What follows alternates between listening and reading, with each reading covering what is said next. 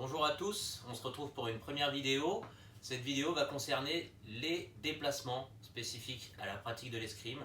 Donc l'idée c'est de pouvoir vous proposer différents petits exercices que vous pouvez réaliser à la maison, en famille ou tout seul, mais c'est plus drôle en famille, avec papa, maman, votre petit frère, votre grande sœur, qui vous voulez, voilà, sans avoir besoin de matériel spécifique. Au club, pour votre tranche d'âge, on a l'habitude de travailler les déplacements avec l'échelle de rythme. Tout le monde n'a pas d'échelle de rythme à la maison, donc il faut trouver un petit moyen de substitution. Très facile, on peut utiliser des chaussettes, un t-shirt à placer au sol. Évidemment, moi j'ai choisi les chaussettes du club. Donc, je vais fabriquer ma propre échelle de rythme en plaçant mes chaussettes au sol, de manière à pouvoir placer mes pieds dans l'intervalle. Donc on n'a pas besoin forcément d'une grande superficie. Comme d'habitude, la position de départ, je me mets en garde. La première chaussette entre mes pieds, bien fléchie. Mes différents petits exercices que je peux faire à la maison tout seul. Des petites marches. On veille à ramener rapidement ce pied arrière. Je peux travailler ensuite en retraite. Sur la marche, vous pensez à attaquer le déplacement avec la pose du talon, la pose simultanée de la pointe de pied et du retour du pied arrière. Très simple. On peut ensuite cumuler différents déplacements avec les marches et les retraites. Je peux très bien me dire je fais un bloc de 2 marches, une retraite, et ainsi de suite. Ou inversement, un bloc de 2 retraites, une marche.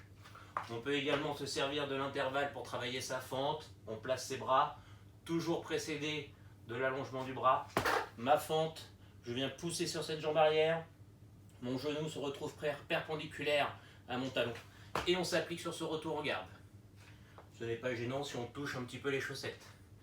Je peux utiliser également une balle de tennis pour associer un petit travail avec un dribble. Hop, je récupère.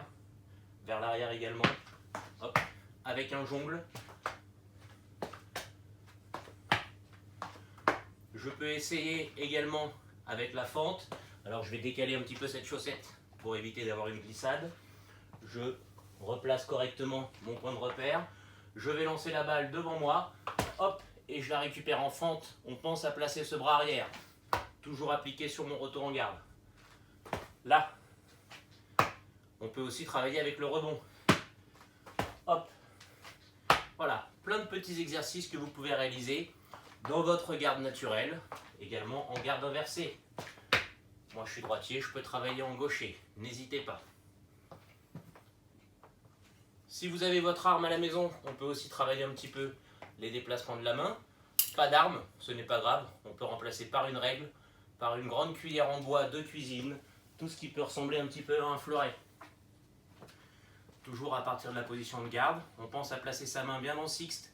Donc pour les droitiers, couvrir la partie extérieure, la droite, pointe un petit peu plus haute que la main, la carte pour protéger la partie intérieure. Ce sont les deux positions de ligne haute. Pour les lignes basses, je vous rappelle, l'octave sous la sixte, je descends légèrement ma pointe pour fermer la cible basse sous ma main, et la septime sous la carte. Donc on récapitule, sixte, carte, septime sous la carte, octave. On peut travailler ces positions en bloquant bien la main dans l'espace. Ne vous précipitez pas. Marquez bien les positions.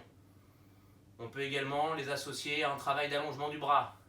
J'allonge mon bras, je reviens fermer la sixte. J'allonge mon bras, je reviens en carte, j'allonge mon bras. Mon octave, l'allongement, la septime. À vous de travailler librement.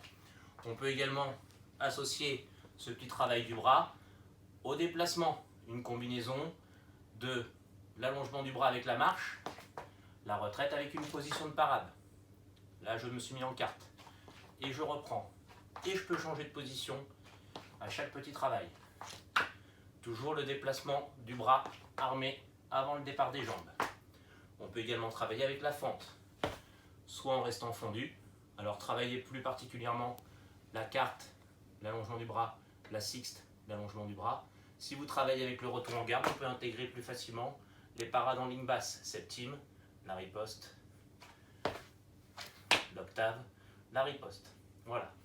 Plein de petits exercices que vous pouvez réaliser à la maison librement. C'était un premier petit tuto, d'autres vont suivre, n'hésitez pas à regarder régulièrement sur la chaîne YouTube du club. Voilà, amusez-vous bien, 5-10 minutes, 2-3 fois par semaine, associez les exercices, n'hésitez pas. À bientôt.